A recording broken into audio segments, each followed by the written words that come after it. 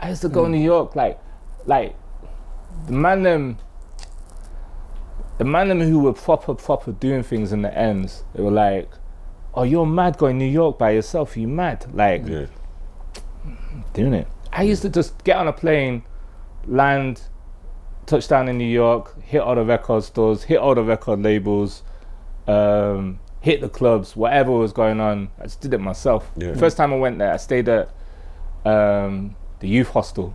Okay. Like, it was like $20 a night to stay. Yeah. And it's like, you stay in this room and there's other people stay in the room. Like, talking about it now, it just sounds mad dangerous and dodgy as I loved it. It's the best thing I ever did. I used to just jump on a train and go to Brooklyn to check it out. And that's how I got most of my connects in New York to this day. So it was all like, everything was funded through what I was doing, DJing, mixtapes and everything else. Was just constantly building my brand. Constantly networking. Constantly, never stopped. Who was you watching? As in, who did you want to emulate? So you've got a journey of where you're hustling legitimately. You're realizing that you're going to do mixtapes. You're going to put it here, do it here, do sale no return. You're going to America. This is before the internet was big. You're doing this before everything. So I'm trying to think, how did you know this? Who was you watching? What did you, or is it just in you? There's a couple of people.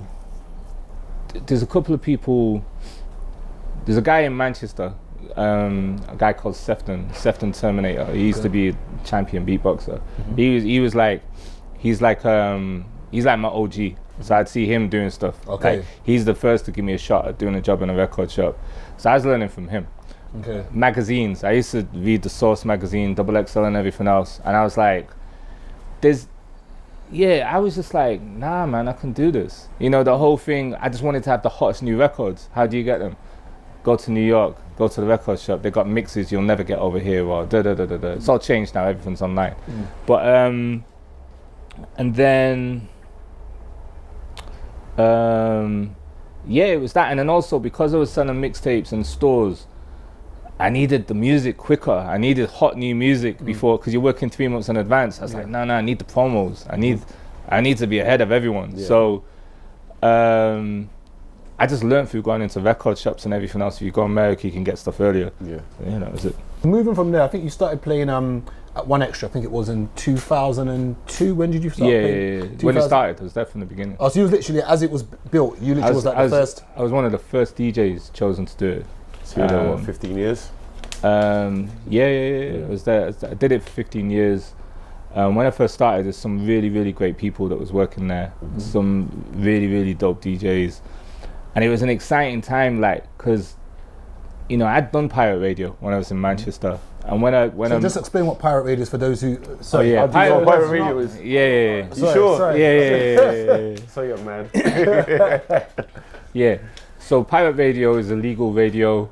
This is mad incriminating, Someone called Semtex used to do it. Pirate radio, it's a legal radio where someone buys a transmitter, puts it on a high building, normally a block of flats. If you've seen Corrupt FM, you know how it all works and everything else. That's probably the closest.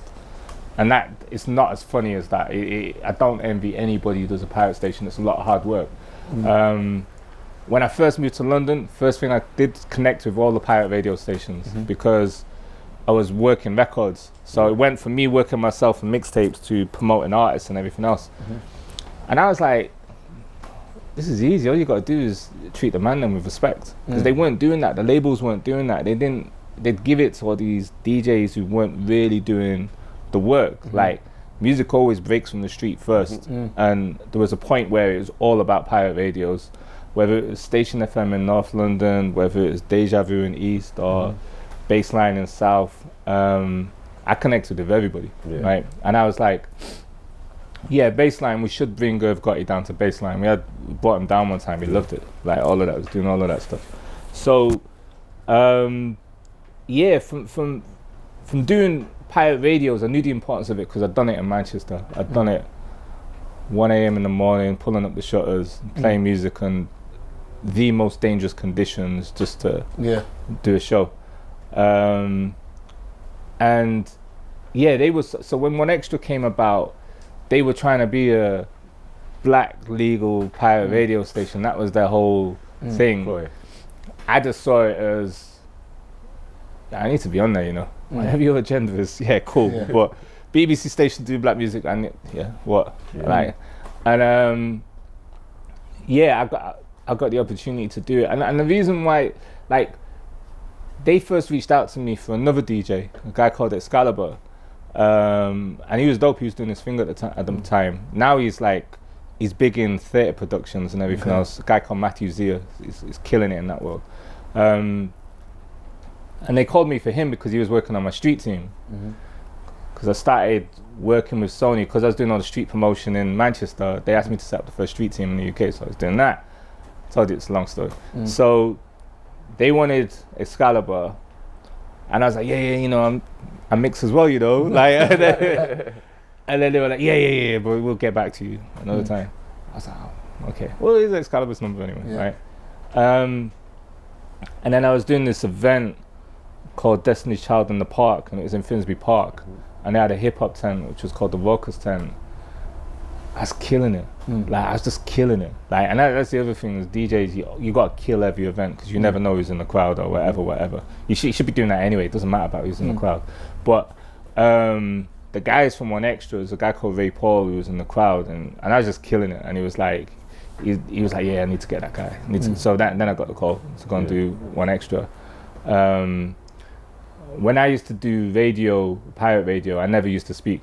Like, I was just, I just speak with my hand. You know, DJ, I was just like that, I'm just silent DJ and everything. But they pushed me to talk. You might regret that now, but it's like, but he's the one who pushed me to talk on radio and everything. So, yeah, it's like he really, really mentored me. He really trained me up, and he really helped me develop my skills from where I was. You're lucky if you meet 3 people in your life that do that. Really are, because there's not that many people who take the time out to teach you or mentor you like that. And if you ever do meet anybody like that in life, cling on to them,